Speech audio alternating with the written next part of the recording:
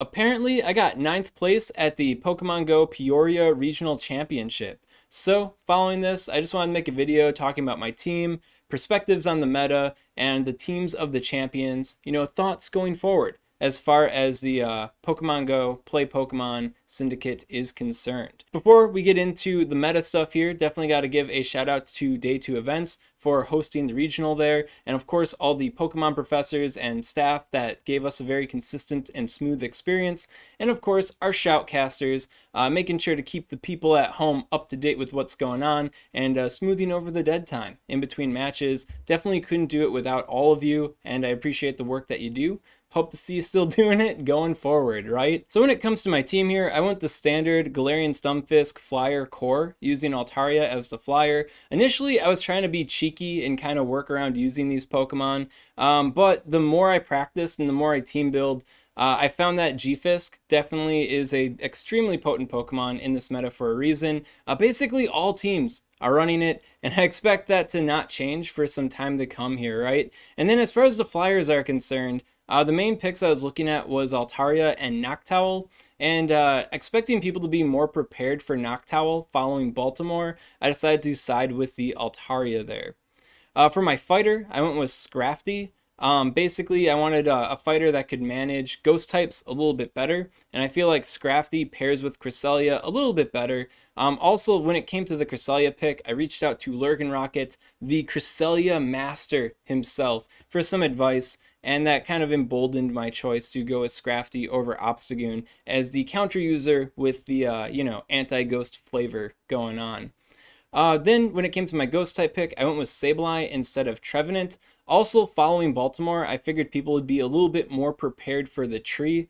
And when it came to my overall team composition, looking at an alternative ghost to the tree, I decided to go with Sableye because my team comp overall is more afraid of Sableye than anything else. So I feel pretty confident in the Sableye v Sableye matchup. I got tons of experience using Sableye, so I ultimately settled on the Sableye.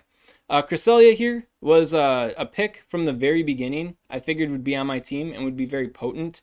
It's basically a grass type attacker that's not a grass type attacker, which I felt would be pretty important going forward. A lot of people able to prepare for and bully the tree, as that being, the opponent's grass type Pokemon. A lot of people also prepare for Lickitung, being a grass type attacker that's not a grass type. So I felt that Cresselia would kind of break the mold and throw people off a little bit.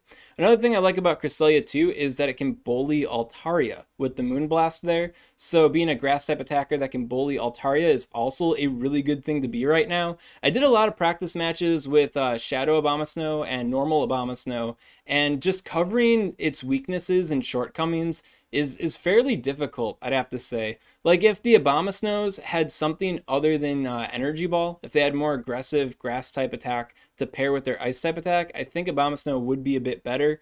But yeah, it just wasn't working out for me, so ultimately I decided to favor my Cresselia here, lean into the crest more. And then of course, talking to Lurgan, he gave me a novel of advice on how to play Cresselia and what to pair with it, what to watch out for.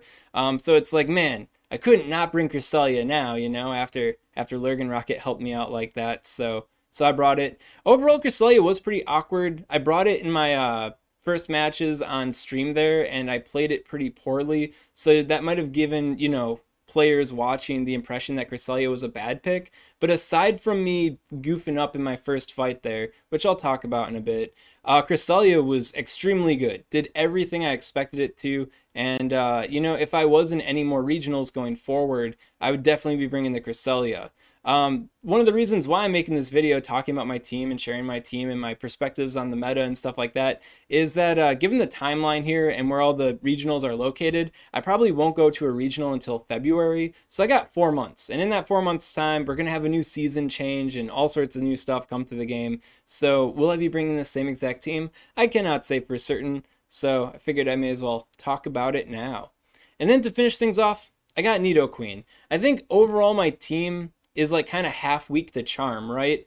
And I could see how a Charm user would look at this team without Nidoqueen and go, yeah, I could bring my Alolan Ninetales or my Wigglytuff every single game and have basically nothing to worry about, right? So I wanted a really heavy response to that. I wanted to put some fear in their heart. So I went with the Shadow Nidoqueen. to just let those charm users know that they're not welcome here, right? And I think overall the team also favors playing without shields. We got a lot of bulky options here, which would also set Nidoqueen up for the double shield endgame, which is really powerful for Nidoqueen. And then I also got Scrafty and Sableye, so if I wanted to turn my brain off, if I didn't know what to do, then I could just go straight Nidodark or something and let that carry me. Overall, pretty confident with my team here. If I had more time to prepare, I think I would have done a lot better, but I don't think I would have changed any of the picks on it.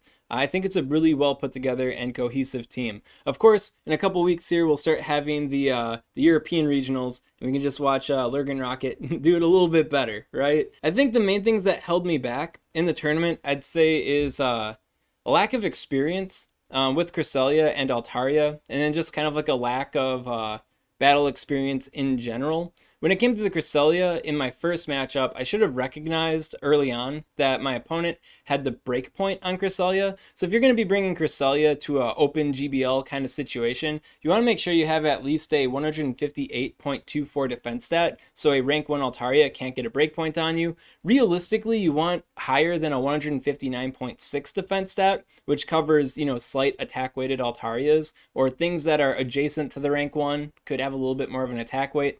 My personal Cresselia, the shiny one of course, falls in between that range. So I could expect to get the defense breakpoint against most Altaria I ran into, but of course my first round opponent had a little bit higher attack weight.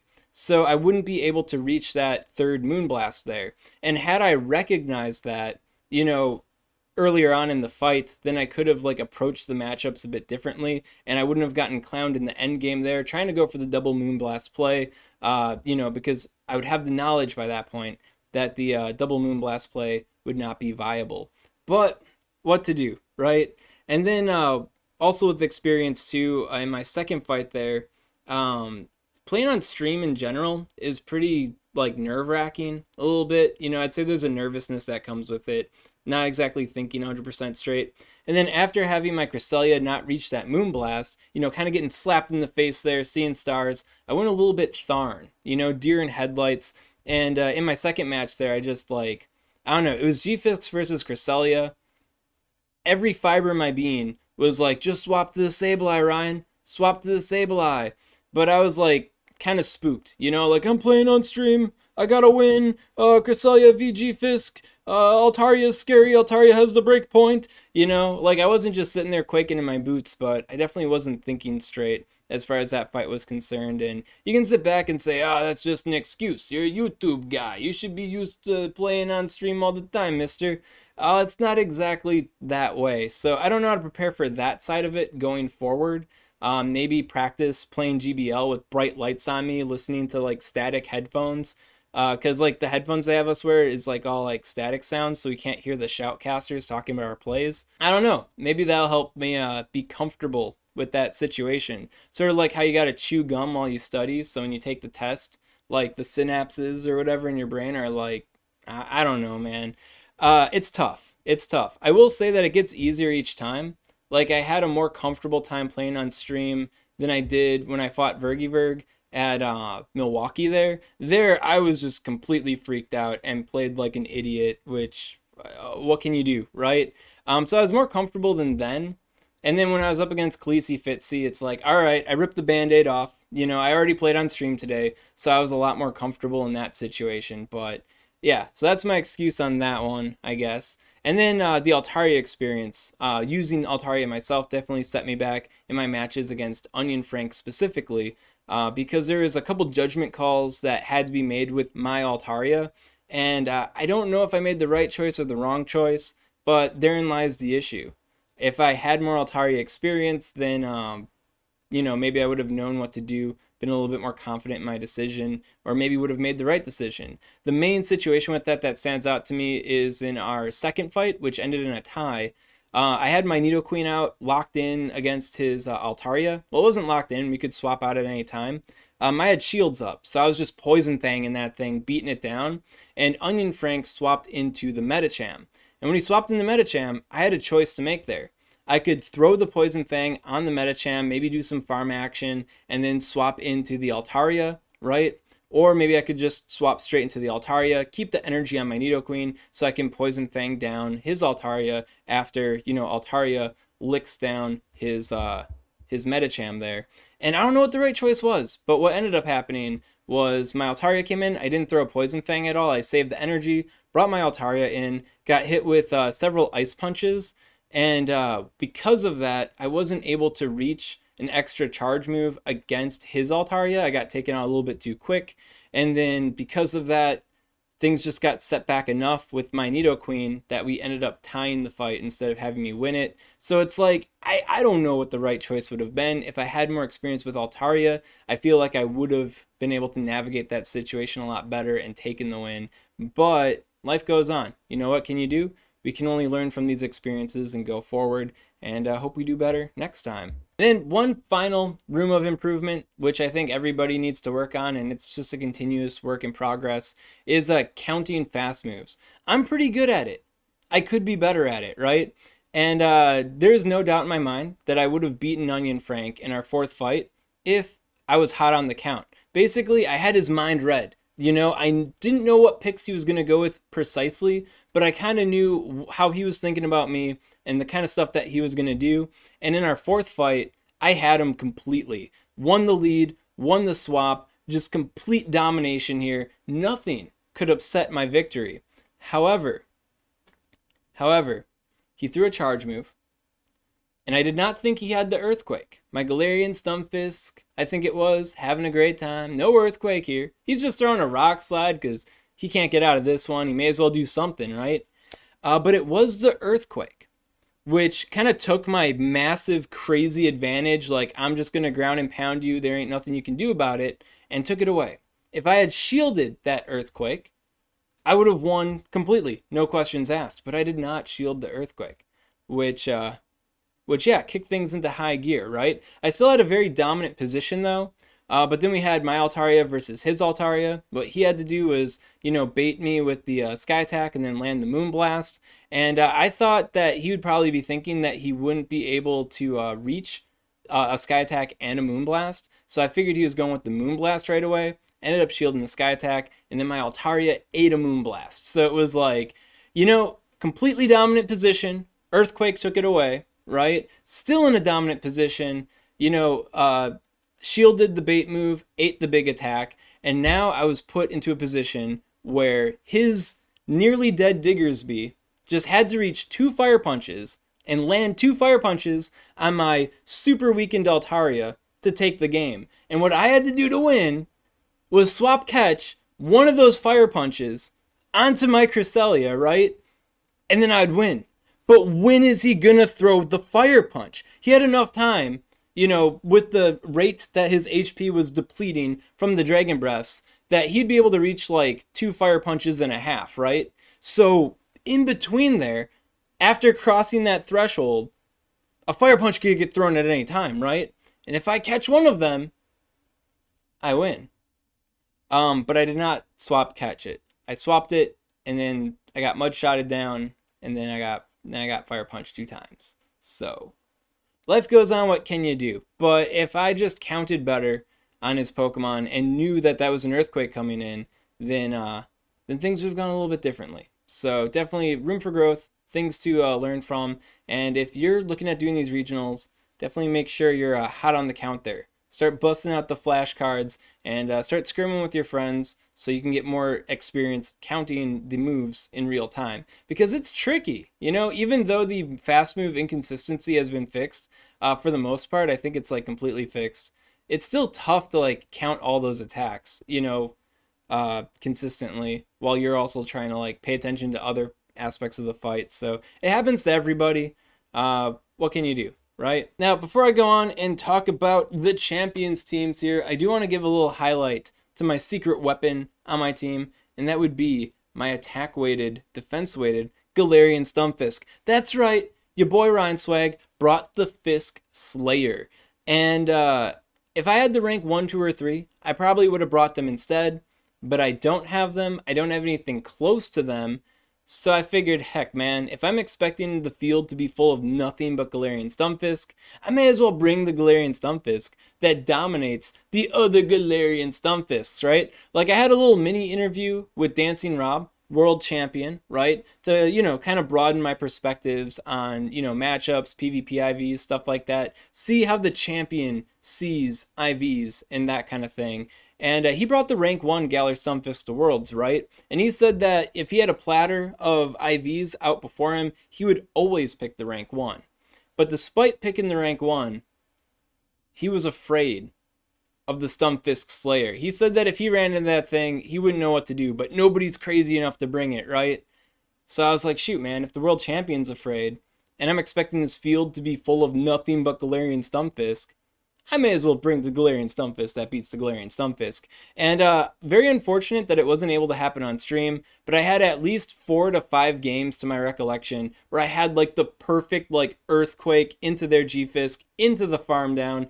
They thought they would reach the Earthquake, but they did not reach the Earthquake kind of situation going on there, which definitely solidified a lot of win conditions. So definitely pleased as punch going with the Stunfisk Slayer there. Now all I'm saying is Stunfisk usage does not look like it's going down, so could be worth thinking about. If you want more details, check out my Galarian Stunfisk PvP IV deep dive, link up above and in the description to get learned up on Galar Stunfisk. So when it comes to first and second places teams, you know, the Goddess Nhoff and the Grandmaster Hotpocket, Destroyer of Worlds, we see once again the standard Galarian Stunfisk Flyer Core, Hotpocket going with the Noctowl, and then Nhoff going with the Altaria.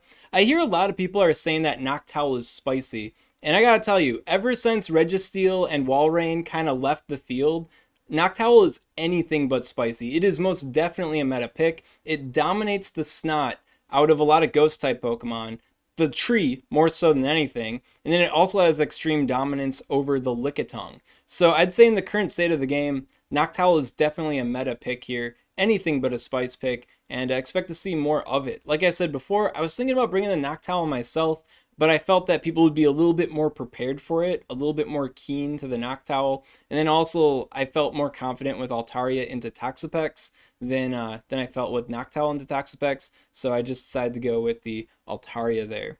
But yeah, we also see that they both brought the Lickitung, so once again they both also forewent going with the Trev and wanted that grass type damage still, so they went with the grass type that's not a grass type that can bully Altaria, that's not Cresselia. They went with the Lickitung. And I can't tell you the amount of times when like drafting teams I'd love to bring Lickitung, but I've got like double-digit XL candy on it yet. I don't even have a good IV spread, so I think that that kind of represents like, I don't know, a have-not accessibility kind of issue for players going into these tournaments. I'm not saying that you need Lickitung to win, but time and time again, we are seeing Lickitung topping. When it came to the Baltimore Regional, you know, House Stark brought both Obstagoon and Noctowl, 2 hard counters to the Lickitung. He forewent the Lickitung himself. So there are options out there. You know, I'm not terribly afraid of Lickitung, you know, fighting it, but I'd sure love to use it. But yeah, but Lickitung definitely a really good performer here. When it comes to the counter users, Hotpocket went with the Medicham, very solid bread and butter choice. Nhoff going with the Primeape, which is just madness. Like I can't imagine that that went well. And checking on Twitter, Nhoff said that she only brought it in one of her fights throughout the entire tournament, which isn't a big surprise because man is Primeape like mad risky. Like Primeape is crazy good in like the Kanto Cup and in the Retro Cup. Like Primeape tears stuff up, but in the open meta, madness. Also to add to that, want to highlight that Nhoff went with a pretty wild IV spread on Primeape 2, specific to the Altaria matchup, while trying to hang on to a couple other matchups on top of it. So the swag man here isn't the only one fronting some wild IVs to get an advantage. But yeah, Primeape, madness. Then when it comes to the ghost type Pokemon, like I said before, both of them forewent using the tree. Nhoff went with the Cofagrigus, which is quite good, I think, in the current field. Definitely not a bad decision, but it does have that weakness to the Sableye. So if you're in the meta and you're expecting people to still be running the tree, then I'd say Cofagrigus is still quite good. But if you are expecting a lot of Sableye in the field, then Cofagrigus starts to get a little bit weaker in power there. So I think it was a good pick. But I think in the matchup with Nhoff v Hotpocket in particular, the Sableye definitely gave Hotpocket a little bit more dominance there. And then finally, we got Tapu Fini and Azumarill. Ryan Swag, aren't those two Pokemon supposed to be dead because Toxapex exists now? Well, a couple things going on here, right? This is C6, pick 3. So you're not going to run into Toxapex 100% of the time when you run into opponents that do have it. And then on top of that, it's only been like 3 days of Toxapex, right? So people have to catch the good IV and get enough experience playing with it so they're not bad with it. So it was a little risky bringing Toxapex to this tournament with such little time going into it. And I do expect some big things from Toxapex going forward, especially after this tournament, because a lot of people that were on the fence, a lot of naysayers are sitting back going like, yeah, Toxapex is bad now. Ryan Swag was full of hot air, you know, and they might be a little bit more vulnerable to the Toxapex going forward. So just watch out. I'd say each meta that passes, each tournament that goes by where Toxapex does not top, I think people are going to get a little bit more soft to the Toxapex. And if you're wheeling and dealing, you're working out the big brain strategy for the Toxapex, I think that it could come out on top. And just to throw it out there again, you know, back when Tapu Fini first came out, I was hot on the horn. And I was telling people, hey man, you're going to want to raid these so you can trade these, because this is going to be a big thing in the Great League meta, especially when it comes to the C6 meta. You're going to see this thing everywhere at some point. And people were like, nah, Ryan Swag, it's an Ultra League Pokemon. It's bad Azumarill. You know? Sure enough, Lurgan took 4th in the world using Tapu Fini. Here we got Nhoff at the Peoria Regional getting 2nd place with the Tapu Fini. I think I might know a little bit of something about the meta and knowing what's going to be good when it comes to the meta. But once again, I could be wrong too. Who knows? Maybe Toxapex is just too slow and too soft hitting to really make its way in the C6 format. But I think we'll be seeing a Toxapex on top in no time at all. But yeah, overall, really good teams. Congratulations to the both of them for taking the gold and the silver here, getting their win-ins for the Japanese tournament. And now they're out of the competitive pool. So regionals are going to be that much easier for me going forward, right? So that's all I want to say about the Peoria Regional here. 9th place, what can I say? I'm improving. Did a lot better than I did at Milwaukee, and I got 4 months of practice here to do even better in the tournaments going forward. So watch out, Dancing Rob. Ryan Swag is coming for the throne. Of course, if you got any questions on this content, comment below, let me know what's up, and I'll be happy to help you out. And if you enjoyed watching this video, you want to see more like it, make sure to subscribe to SwagTips. SwagTips. I'd also like to give a special shout out to these Patreon supporters. If you want to support Swagman on Patreon, link in the description.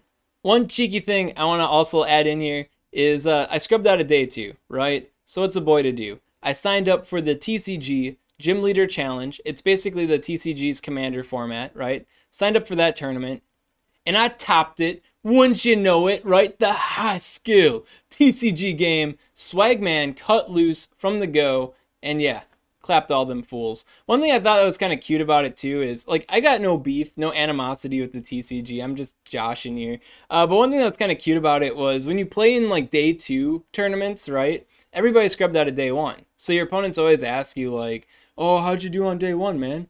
And I could just sit back and be like, oh yeah, I got 9th place, you know, just missed getting into top cut there. And they just kind of look at you confused, like, what the heck are you talking about? And I'm like, oh yeah, Pokemon Go, Pokemon Go. And it'd have this like, kind of like, on them, like, oh, he likes our stuff too, huh?